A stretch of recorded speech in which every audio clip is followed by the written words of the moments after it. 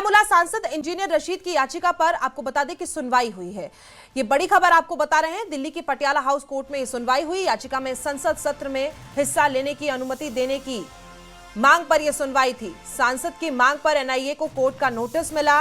21 नवंबर को अगली सुनवाई होगी। 1 दिसंबर से शुरू होना है संसद का शीतकालीन सत्र। ये बड़ी खबर बारामूला सांसद इंजीनियर रशीद को लेकर उनकी याचिका पर सुनवाई हुई है। दिल्ली की पटियाला हाउस कोर्ट में यह सुनवाई हुई है। याचिका में संसद सत्र में हिस्सा लेने की अनुमति देने पर मांग की गई है।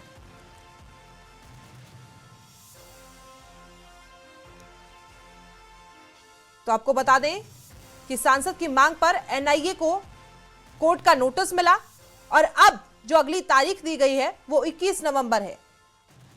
1 दिसंबर से संसद का शीतकालीन सत्र शुरू होगा और 21 नवंबर अगली तारीख दी गई है। सत्र में हिस्सा लेने की अनुमति, क्योंकि शीतकालीन सत्र की शुरुआत हो रही है, उसमें बारामूला से सांसद इंजीनियर रशीद, उन्हें सत्र में भाग लेने की अनुमति लेने पर यह सुनवाई हुई है। फिलहाल कोई नतीजा निकलकर सामने नहीं आया है। 21 नवंबर को अगली सुनवाई होगी।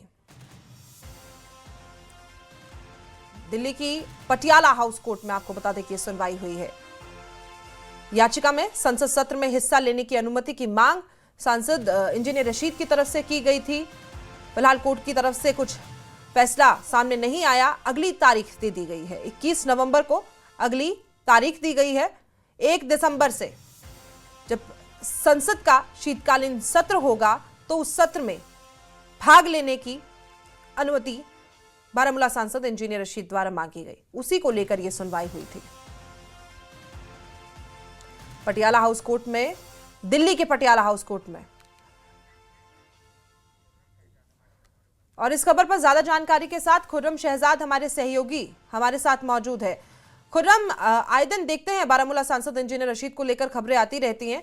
अब शीतकालीन सत्र क्योंकि शुरू होना है 1 दिसंबर से, उसकी अनुमति मौजूद होने की मांग रहे हैं और तारीख तो कोर्ट के द्वारा दे दी गई है 21 नवंबर।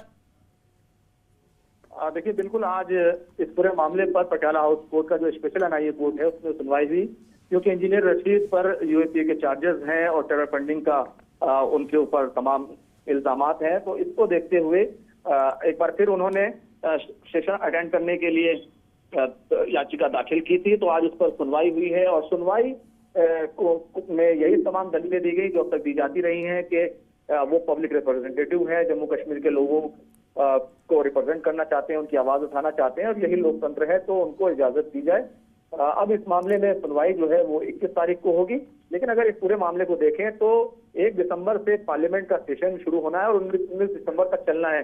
इससे पहले भी उन्हें इजाजत मिली थी, लेकिन ट्रैवल खर्च को लेकर मामला जो है वो काफी फंस गया और उसके बाद वो दिल्ली हाईकोर्ट गए और दिल्ली हाईकोर्ट में जो ट्रैवल खर्च का जो इशू है उसको लेकर अभी भी जो है सुनवाई जो है वहां पर चल रही है। और ट्रैवल खर्च का ही जो इशू आता है, क्योंकि एक दिन के लिए 1.5 लाख रुपए का चार्जेस जो है वो जेल अथॉरिटी की तरफ से, एजेंसी की तरफ से लगाए जाते हैं। तो ऐसे में इंजीनियर रशीद की इजाजत को मांग रहे हैं, लेकिन आगे जाकर के क्या होगा और क्या वो तमाम जो ट्रैवल खर्च का जो इशू है उसको वो वहन कर पाएंगे, ये तमाम जो इशू जो है फिलहाल जो है वो आगे डिस्कस होगा। लेकिन अभी उन्होंने इजाजत मांगी है और अगर कोर्ट की तरफ से उनको इजाजत मिलती है तो फिर वो 1 दिसंबर से 19 दिसंबर तक पार्लियामेंट सेशन में जो है जा सकेंगे। बहुत बहुत शुक्रिया खुर्रम।